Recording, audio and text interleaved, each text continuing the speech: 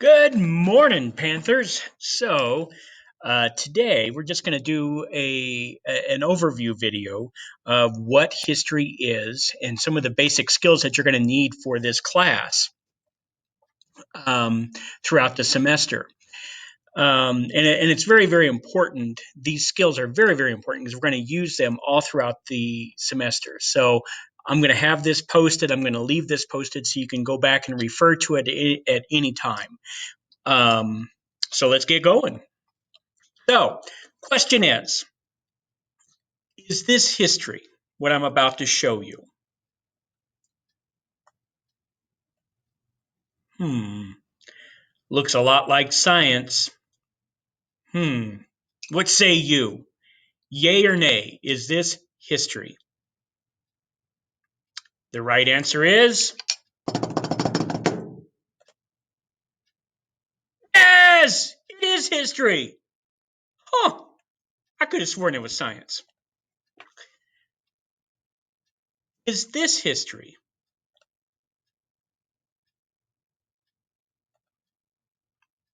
Whoa, that looks like a whole lot of math. Hmm, well, what say you? Is this history?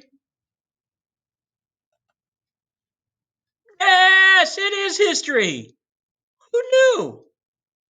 All right, next one. Is this history?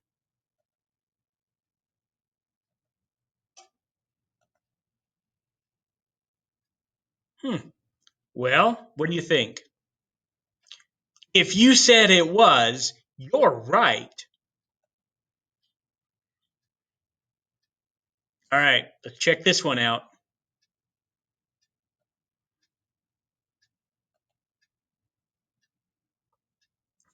Well, hopefully you've caught on to the theme here. Is this history? Of course it is. All right, I think this is the last one. Are these history? Yes, of course it is. So the question becomes, is everything history? Is everything that you do, everything that you read, everything that you see, everything in your life, is it history? We saw that apparently science is. We saw that apparently math is. Um, Foreign language and woodshop and all of that. All of that seems to be history. So is everything in your life, everything that you see, everything that you hear, everything that you read, is it history? Yes, of course it is. Everything is history.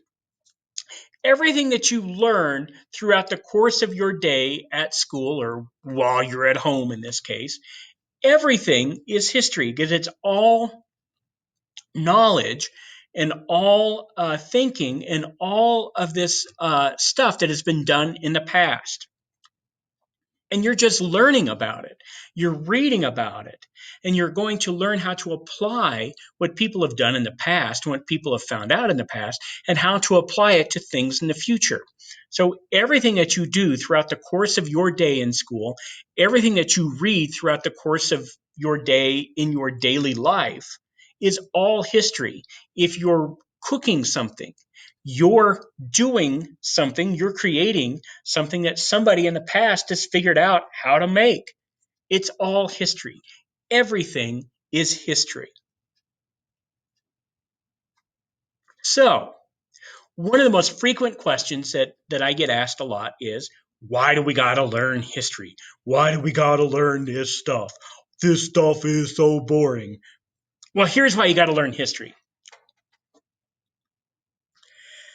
This is a quote from one of my favorite historical figures, Winston Churchill, who, when we get into World War II, we'll talk a lot more about Winston Churchill. He's just kind of a wacky, weird, kind of strange dude, but who was pretty important and pretty powerful and pretty visionary during World War II. He was the Prime Minister of England during World War II. Basically, he was the president of England. So here's Winston Churchill's one of Winston Churchill's quotes. And I'll try to do it in my Winston Churchill voice. I have all these crazy voices that I'll use throughout this semester as we talk about different people and whatever. So I've got all these different voices. So here's my Winston Churchill voice. In a free and democratic society, those who don't understand history and civics, or those who sabotage and undervalue historical and civic education, deserve the bleak, dark future they will inevitably create. For without historical and civic literacy, nothing else matters. Ooh, that was good.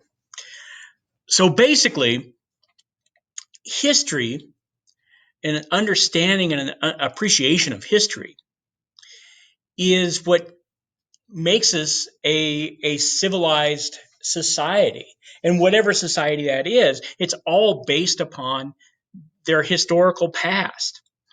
And in order to understand what's happening in your life today, you have to understand what happened in the past, either personally in your life or just kind of globally in your society. What's happening today is all based off of things that have happened in the past. And if you don't understand history and you don't understand things that have happened in the past, your future is going to become incredibly bad because you're not going to remember and understand and learn from the past.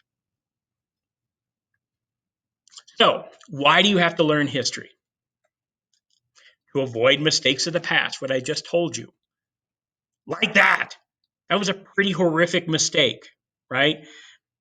Nazi Germany comes along, Adolf Hitler comes along, his crazy, wacky ideas of racial superiority and all this other stuff.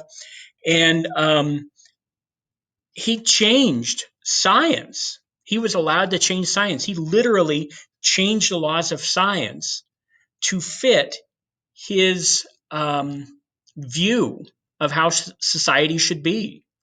He came up with these crazy scientists who came up with all these different theories to prove the racial superiority of the Aryan race. People didn't remember the past, or people, if we choose to forget the past, people like this will come about again. And they will change everything again to fit their purposes. We can't let that happen again, especially in a society such as ours where we get to choose our government and we get to choose our leaders. Somebody like Adolf Hitler comes along again at the right time in the right circumstances. If people don't remember, they will choose him again. He was initially a fairly likable, charismatic person who promised to fix all these problems in Germany, and people allowed him to take over. We can't allow that to happen again. You have to know history to understand what's happening today, right? We're in this global pandemic of COVID-19, and it's very, very similar in a lot of respects to what happened 100 years ago when the Spanish flu swept across the world and wiped out huge swaths of population and did a lot of damage here in the United States. And during that time, people wore masks. There were people all over the country in the United States during that time who wore masks. It was a mandate that you had to wear a mask to stop the spread of the Spanish flu. And there were people all over the United States who fought against wearing a mask, saying that it violated their civil rights and their personal freedoms. And there were anti-mask leagues around the country at that time. So to understand what's happening today, you have to understand the past to make these connections. And then, of course, just to help create a better tomorrow. If you know the past, you understand the history, and you learn how to apply it and how to use it, you can make your life, your personal life, or the life for society better because you can make better choices. All right, so why is history important for society? It helps create a oneness and a togetherness and a unity. It gives you a shared history with other Americans. That's one of the cornerstones of any society, is that you've got to have this shared story, this shared experience with other people that connect you with them. So part of my job is to give you this shared story and this shared experience. So you could go from here and you could go to Seattle, Washington. You could go to Orlando, Florida, or you could go to Boston, Massachusetts. And all of you will have a general understanding of our nation's past, our people's past. And that helps create a togetherness and a oneness with other people. So, what can we use to learn history? And all of these things we're going to use throughout the semester. Obviously, you can use any type of book. There's all sorts of books. Any type of text, anything that's written is you can use to learn about the past. You can use maps, and we'll use maps. This particular map shows the growth of the United States over time, right? Right here is where we began. This is the 13 colonies. And then eventually we acquire Florida, and then the Louisiana Purchase in early 1800s, and we have the Mexican-American War, where we acquired Texas and a good portion of Colorado, as well as the United States. So we can use maps to understand how history has progressed over time. And also using graphs and charts. This particular graph shows the stock market over the last 100 years and how it's grown. And just glancing at this stock market, at this graph of the stock market, we can see where the Great Depression took place, right here. We go from this point in the mid to late 1920s to here in the early 1930s. It's a pretty quick drop. We can see that's where the Great Depression happened. And then the growth of the American economy since then.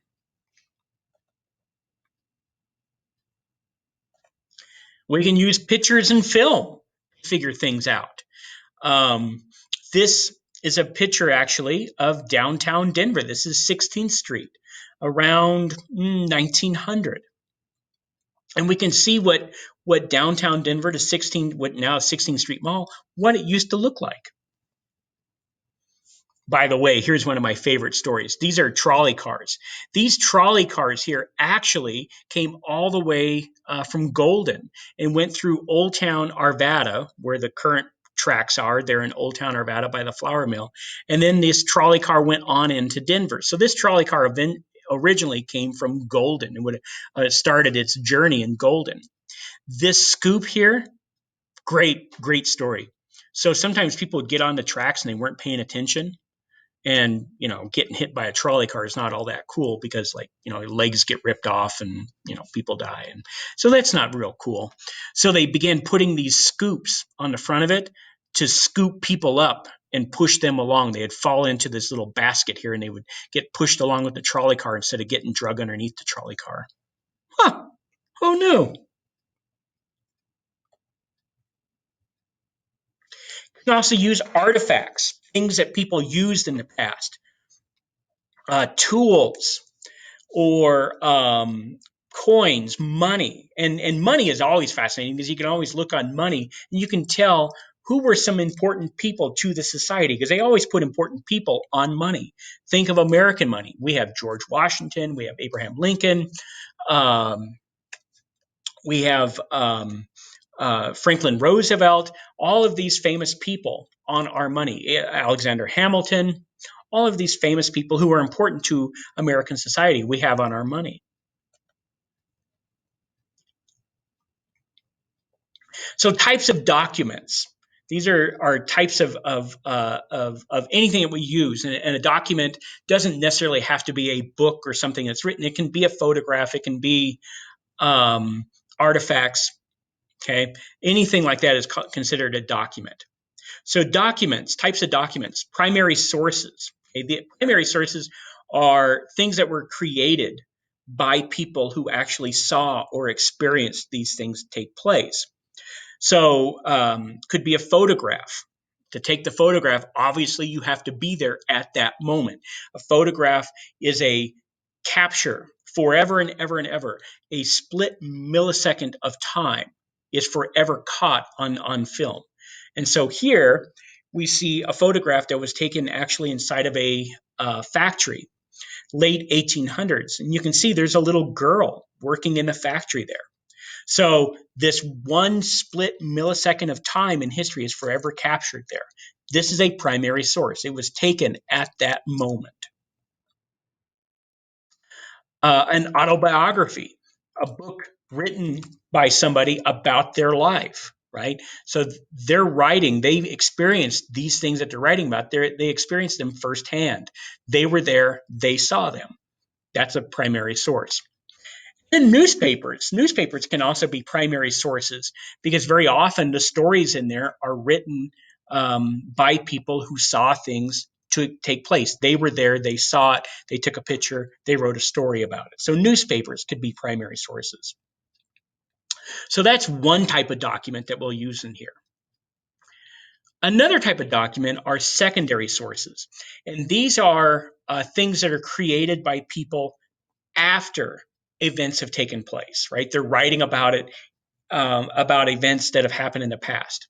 So types of secondary sources could be textbooks or other books that were written by people who weren't there to experience the event.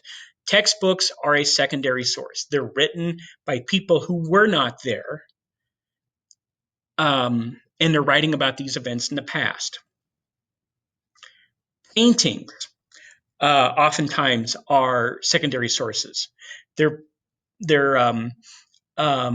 images in the artist's minds of what things look like. In this case, this painting is a very famous painting, and it's supposed to depict the signing of the Declaration of Independence.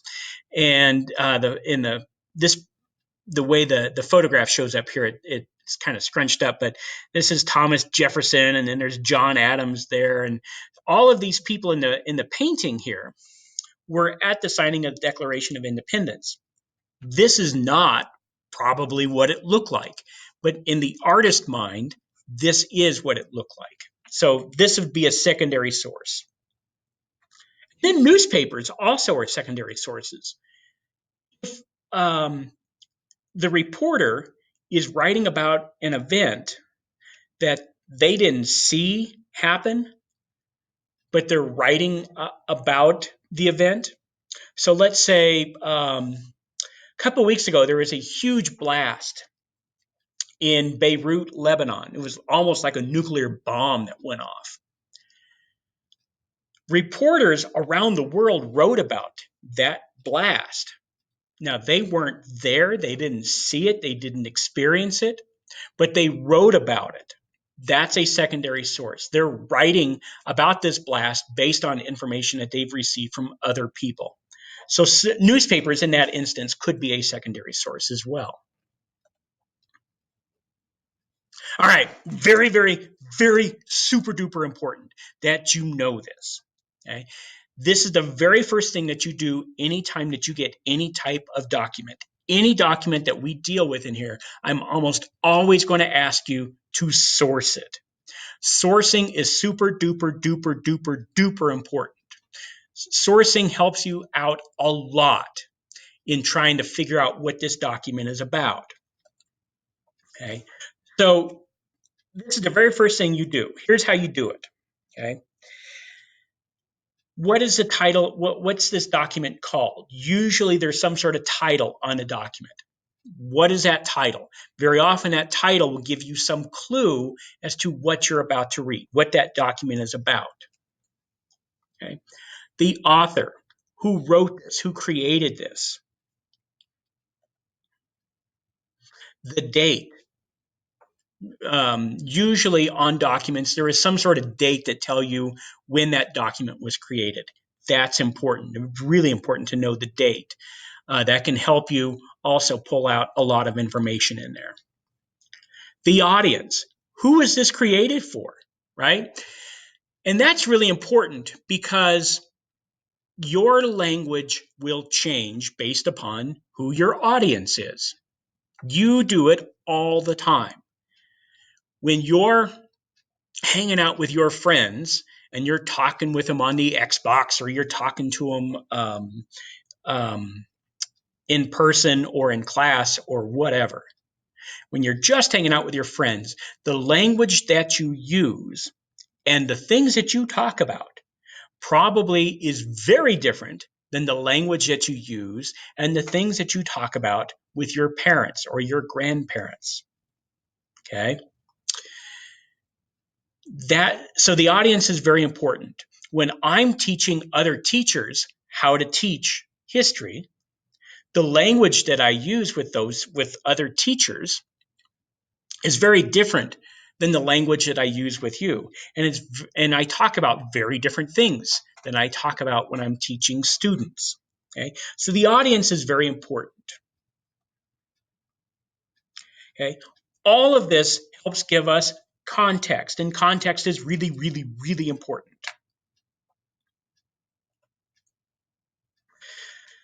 So what context tells us, it gives us a kind of a framework around the document, right? What's happening in the larger world that's impacting or helping create this document that we're reading or looking at. Very often you'll hear things like, well, that was taken out of context. My comments were taken out of context. What that means is, unless you understand the bigger picture, you're not going to understand what it was that I said or what it was that I wrote. So, for instance, let's imagine all of you are in class with me. Okay, let's just imagine things are normal, everything's great, we're all sitting in class, and there's a fire that breaks out and it's raging down the hallway, and the stairs have fallen off the second floor, and it's just chaotic and it's really bad, and there's flames everywhere and it's just awful. And I start screaming at all of you, get out, get out, get out of my room, get out of the building. And I'm just screaming at you to get you out because of this fire. So that night, you go home and you're talking with your parents, and let's say they don't know what happened. And you tell them, man, Mr. Munholland today, he was such a jerk. All he did was yell and scream at us, and he kicked us out of his room, and he chased us out of the building, and he was just mean. Well, because you didn't give your parents the context that there was a fire and I was trying to get you guys out of the building, you've completely changed the entire story of what actually happened. You took my comments out of context. You've got to tell your parents there was a fire at school and it was really bad. And that's why Mr. Munholland made us get out of his classroom. Okay, that's all context. So you've got to have context to understand why this document was created, why this document happened. One more very quick thing about sourcing. You guys are really, really, really good at sourcing. You do it all the time without even knowing it. When you're trolling for music on Spotify or whatever, okay, you guys are sourcing, and you're sourcing really fast. There's maybe a type of music that you like, or a type of music that you're looking for, type of genre. So you're looking for hip hop, you're looking for rap, or you're looking for screamo, or you're looking for heavy metal, or you're just looking for hard rock, or you're looking for country, or whatever. So that's one type of sourcing. You go to that genre. And then you begin looking at the different artists there. And there are some artists that you like and some artists that you don't like. Some bands that you like and some bands that you don't like. And so you just skip over to bands that you don't like and you go to the bands that you do like. That's more sourcing that you're doing. And then you begin looking at the songs that you want to look at or listen to. And you begin looking at the titles of those songs. And you think, well, that looks kind of interesting. I'm going to check that song out. Sometimes You know that you like musicians, a certain band or a certain musician's music that was done earlier in their career, or sometimes you like music that was done later in their career, newer music. So that's another sourcing that you use. So you use sourcing. You guys use sourcing all the time when you're trying to figure out songs to listen to or movies to go see. You guys source all the time when you're hanging out with Netflix and you're scrolling through Netflix trying to find something to watch. You guys are sourcing because you're looking at actors, you're looking at titles, you're looking at genres of movies. All of that is sourcing. You guys do this all the time. We're just going to use those skills for history. So let's look at a document and source this document so we can figure out what's going on here. Context makes you make more sense of the documents. So here's a document that hopefully all of you are somewhat familiar with. The Declaration of Independence. You can see the title is right there. That's the title of the document, Declaration of Independence. So you know this is going to be something about being independent. Before we read any of this, we're going to go down here to the bottom where it says source. We can see the Declaration of Independence. That's the title. This was written by Thomas Jefferson. So if you know some stuff, think back to when you had colonial America. I know it's like fifth grade or something like that. But hopefully you know who Thomas Jefferson is. He was president of the United States. You know Thomas Jefferson wrote the Declaration of Independence, and he later became our third president of the United States. Thomas Jefferson was a super, super, super, super, super smart guy. So we know this is something about independence. Something's going to be declared as being independent of something. We know who Thomas Jefferson was. He was a guy who lived in the 1700s, and we know he was pretty popular in the mid to late 1700s. We know we're pretty sure he was president of the United States at some point. And then we look at the date, July 4th, 1776. So we know about July 4th. We shoot off fireworks, and it's called Independence Day. Oh, I wonder if Independence Day has something to do with this Declaration of Independence. And it was written in 1776. 1776. That was about the time of the American Revolution. And we know during the American Revolution, we were fighting the British because we didn't want to be a part of Britain anymore. So just these three sources of information here, the Declaration of Independence, Thomas Jefferson, July 4, 1776. We've used all of this sourcing techniques before we've even read the document. So now we have some context of what this document is about.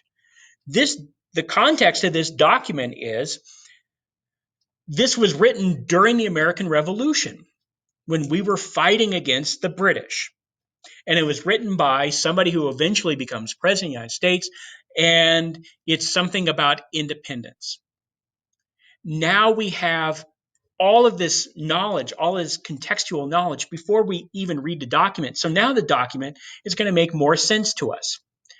When in the course of human events it becomes necessary for one people to dissolve the bands which have connected them with another, and to assume among the powers of the earth the separate and equal station to which the laws of nature and nature's God entitle them. Ooh, okay. So they're talking about dissolving bands which have connected them with another. So that sounds like independence. Like we're telling somebody, probably England, because that's who we were fighting in 1776, we don't want to be a part of them. We hold these truths to be self-evident, that all men are created equal with certain unalienable rights, that among these are life, liberty, and the pursuit of happiness, that to secure these rights, governments are instituted among men, deriving their powers from the consent of the governed. Okay? So now we know we know we're fighting the British, so probably this is what we're angry about, why we don't want to be part of them anymore, because we don't feel like they're respecting our life, our liberty, our freedom, or allowing us to do what we want to do. That's all context. We're going to do this over and over and over and over again in class.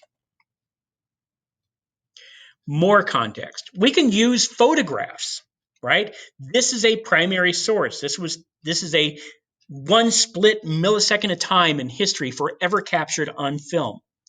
So here's where context comes in. This context will help you make sense of this photograph. If I asked you, where was this photograph taken? You would very quickly scan this, looking for contextual clues to help you put this into some frame of knowledge that you have.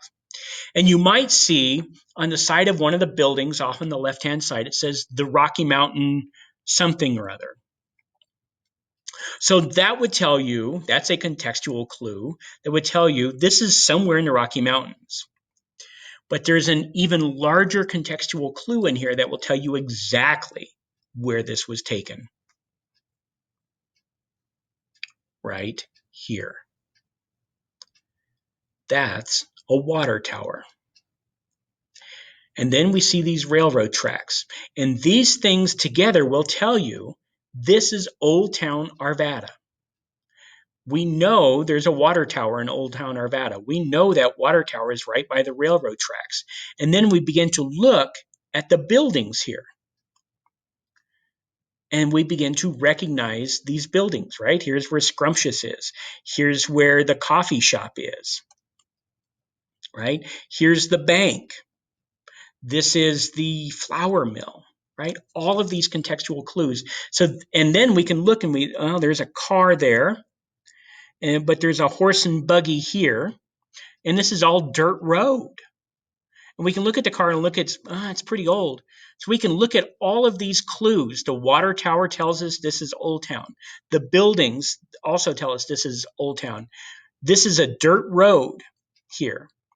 And then there's an old-fashioned car and a horse and wagon here. All of these things will come together and tell us this was probably taken early 1900s in Old Town Arvada.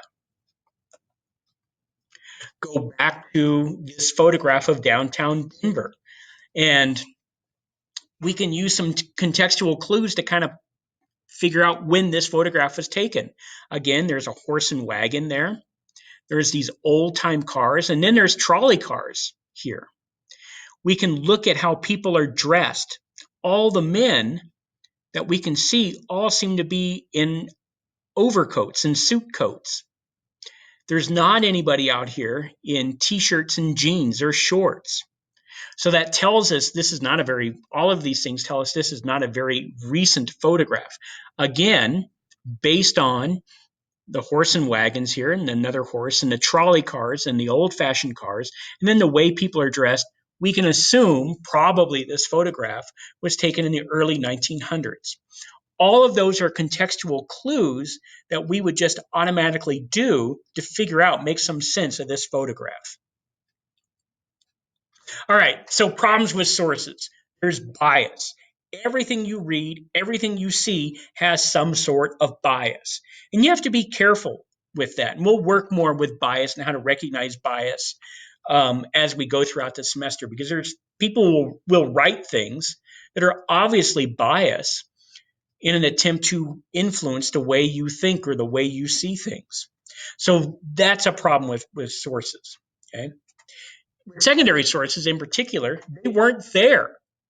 So they don't know the entire story. It's like getting a story secondhand. They don't know all the facts and they don't know all of the events. So you're not getting a complete picture. You're only getting one side. And we all know from our own personal lives, there are at least two, usually more sides to a story. There's never just that one side. And with sources, you're just getting that one viewpoint. It goes back to bias. Then the audience, okay? Again, what you say and how you say it changes with your audience. You guys do it.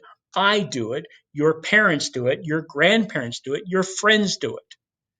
Your story and the language that you use is going to change with your audience. And then the purpose. What is it that you want people to do with this information? Do you want to inspire them? Do you want to inform them? Do you want to anger them? Do you want them to like you? Okay, what's the purpose with this document that you're looking at? All right, so wrap up. History is more than dates and dead guys. Okay, it's a lot more than just dates and dead guys. History is anything and everything. We've learned that, right? Everything that you know, everything that you see, everything that you do is all connected to history. And history is very cool. History is my favorite class. History is the best class you'll ever take. And I'll tell you why. Name the last good math movie that you saw. Oh, wait. See? See? But they make movies about history because history is so cool. And best of all, history is just a bunch of stories. And that's how I teach history. I just tell story after story after story after story after story after story. I don't do dates and dead guys and just throw out a bunch of facts. I try to tell a story. And that's all that history is, just a bunch of stories. So there's the story of history. And there's why history is important and how we're going to study history. Thanks for tuning in.